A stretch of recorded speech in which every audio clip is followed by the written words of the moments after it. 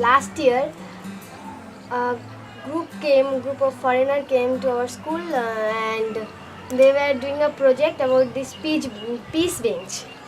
They are also painting with us, and this peace bench means everyone is sad and they can sit here and they can feel happy. So this peace bench is all about this, and now also I am sitting in this bench and I am feeling so happy. So a part of me is still there, actually. That's how I feel, is that I brought back a piece of India with me. I brought back those little girls with me, and you don't lose that. It kind of stays embedded in your heart, in your soul, and when you need it most, it reminds you with that little pat, pat, pat, that little flutter that takes you right back to where love is unconditional and peace is all around you. Yeah. If you want to say peace without opening your mouth, it's a sign language. You just go like this, or like this, or like this. One more is like this.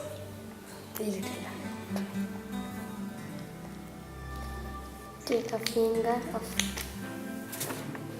me. Oh my gosh! That's a heart. Very good. You're teaching me today.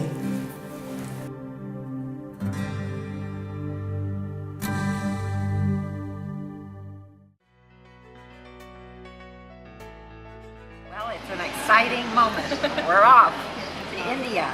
Surreal. We'll be there. A new surrealist art. This was sort of uncharted territory for me because I always need to prepare stuff. Then I had a look at the website and saw what you were doing, I think at a boys' school over in Lompoc, and the impact that you had said that it was having on them. We're here to share the Peace Chairs with you and the Los Prietos Boys Camp, and they are thrilled to be able to create something for you and share it. They're going to be in your classrooms and help you with any kind of conflict or unhappiness that you might be feeling. You can always go to the Peace Chair. And then reflecting on what our girls go through, the emotional struggles that they have to face, and their want to find something interesting to do and meaningful to do.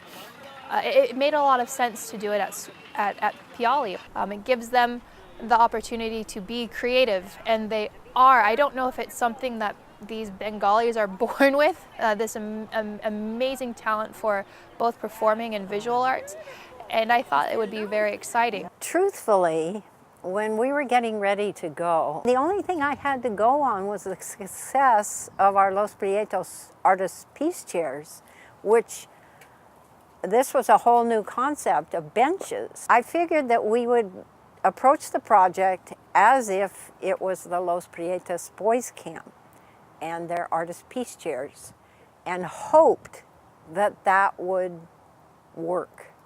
So I know that Art.Peace Imagine usually does the chairs. That's what I had seen on your website. And that's a little bit difficult to come by. Just we have 20 girls in this 5th grade class. Where are we going to get 20 chairs? But we had shifted from our old campus to our new campus. And our old campus, you know, it was small, it was humble, but we had so many memories there.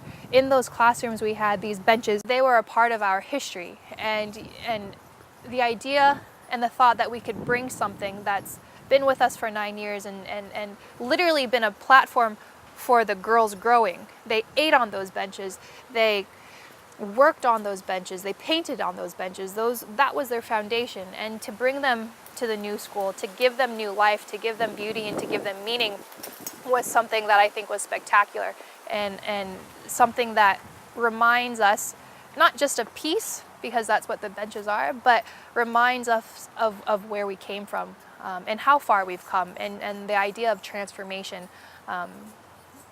That was something that I don't think any other project outside of Art.Peace Imagine would have given us the opportunity to do. Obviously, everything was so new and so different.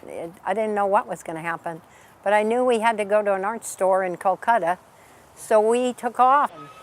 We went to the oldest art store in India, 5 generations, and it was such a art dream to go into a place like that because it was so different from anything I'd ever experienced. They had these tunnels where the people would go run back and pick up the things that you had expressed interest in. He was conversant in surely probably 4 or 5 languages, and he was the 5th generation owner. And little by little we came to an understanding, and then he flipped over and started to help. He really wanted to help me find what I needed, which was so transformational because I was terrified. I was terrified that we had embarked on this project and we wouldn't have the things we needed to make it happen. So he became my ally, and it just completely turned over. I remember walking by and, you know, you had the tables with the umbrella set up, and Anais was there just cleaning brushes. The girls were there on their backs painting with the little smocks on them, and they were uninhibited. Maybe the first day, maybe the first couple of days, they were like, oh goodness, this auntie and this uncle are there, and what do they want to talk to us? But by the 3rd, 4th day, there were 2 groups of the girls, and it was like, oh, when is that group's turn finished so that we get to go out? And them wanting to do that shows so much growth on their part. We made this bench because if we get sad, we sit that bench and we get happy. What those little girls produce organically they just are gorgeous. They are works of art. The benches were the highlight. They took paint and did more than I would ever think you could do with paint, like putting it on their faces, putting it on their hands, putting it on the drop cloth, putting it on each other. And boy, did they put it on those benches, and those benches came alive. To see their own individual expressions of what they see as peaceful was really interesting too, because every single one of them drew something different. It was either, you know, a butterfly, and there was some girl drew her village, some girl drew a flower, there was hearts, some girl drew a sky, a rainbow, and like to see that this is what they see as peace, and it's all every single one of them had a different idea. These peace benches are normal. They're just part of the school. It is in PLC's ethos now. When people come and they've never been to school, they say, oh, what's this? And the girls are so casual and straightforward in saying, oh, those are our peace benches.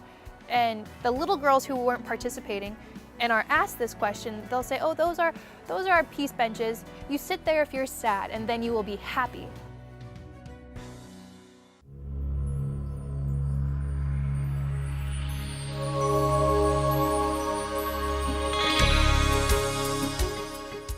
Before I left the US, I bought 20 mirrors that I could do a portrait class because I'd seen it when I did it at Los Prietos Boys Camp. It brings something out in people when they have to look in the mirror and talk about who they are with colors and crayons and paint. It's different. There's an authenticity and there's a courage. Because of the society here being as patriarchal as it is and not valuing young girls, no one sees them. You know, they're just an extra body in the house. They're just sort of some breathing entity that's around. The school here actually was established for those within the community who are the poorest of the poor. And by virtue of being the poorest of the poor, they come from the most difficult backgrounds at home. And typically what that means is that for those who are lucky enough to have one or both of their parents, there's a good chance that there's some form of abuse going on. I would say half of them have some form of sexual abuse or harassment that they deal with at least. Maybe closer to 95% experience some form of physical abuse. They are hit, they are beaten. I would say that same percentage, maybe 95, experience some kind of verbal abuse, being told that they're worthless. Our girls go home and the chores that they have are extensive, you know, fetching water, fetching firewood, sweeping, mopping, maybe working at a local little tea stall. And you know, by the time it's dark and they actually get to sit down to do their homework, then they need to cook, all the while probably enduring someone telling them that, why are you wasting your time studying? Go do this, go do that, or being hit. Well, I know that the girls in Piyali go through a lot, especially together, and they have to live through, you know, things that we've never even had to think about. And I think that going through that together helps them to, like, they're closer and they're more in touch with each other, and they feel each other on that sort of a spiritual level because they've been through everything together. You watch those little girls struggle with trying to, in effect, paint a favorable portrait of themselves. My favorite by far was a little girl that said, "I love my face." I mean, how gorgeous is that? I love my face. I love myself.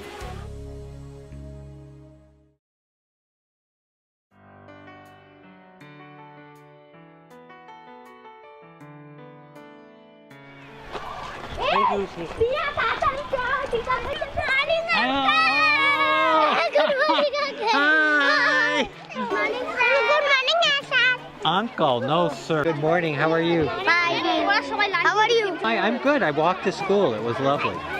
Good morning, Good morning, Subra.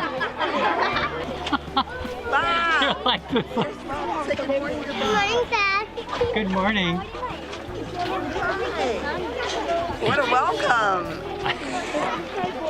Say hello to Bob. Hi, Bob. Someone also said that cost is down. Very good. Thank you for meeting me. I missed you. You look beautiful. Thank you.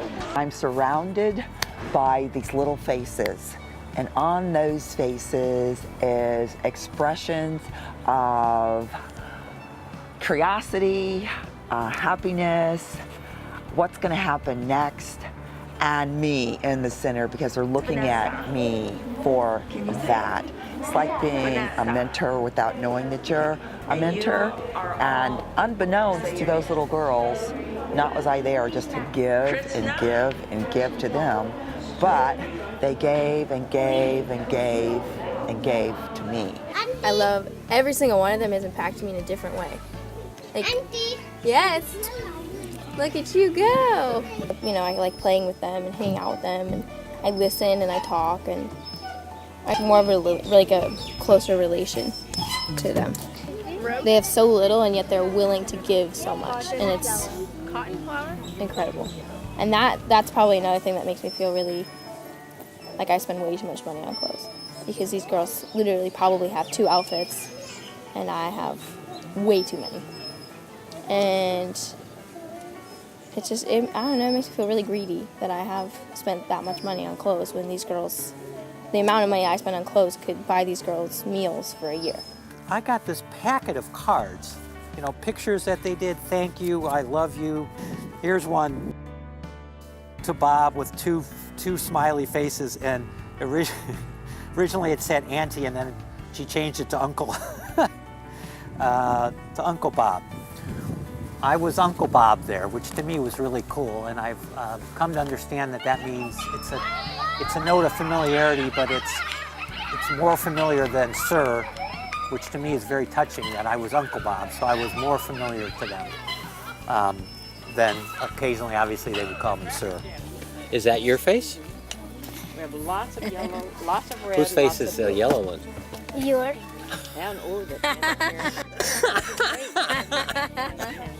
Friendship was probably the biggest one for me because I saw it a lot between all of them, and between me and the girls was very strong. I mean, like I still send them letters, and I still talk to them, and I still see pictures of them. They're my friends, and I will probably be friends with them for a very, very long time. So I got a bracelet from this young girl. She wasn't even in our art class. We just ran into her every day at the end of school, and she'd run out and want to take pictures, and somehow there was a special connection between me and this little girl, and when we left, she gave me this bracelet. You know, I've always got that bracelet, and reminds me every day of that experience. I see an image of a courtyard. It's very green. You can almost smell, if there was a color of peace, it would be a rainbow. So you can smell a rainbow. And in that courtyard, there are probably 20 little girls. However, it feels like 1,000. And they're running at me, jumping, twirling, and impelling themselves directly into my heart. That's what I see when I think about India. And my heart is where they live and where they stay. They represent unconditional love, peace, joy, and happiness. I think that we showed them that we care, you know, just as much as anybody. We care about them immensely, immensely. And I don't think that they realize just how much they affected us in the long run. Just watching them paint on those days when we just sit and watch them paint, just that alone was something that changed everything, everything.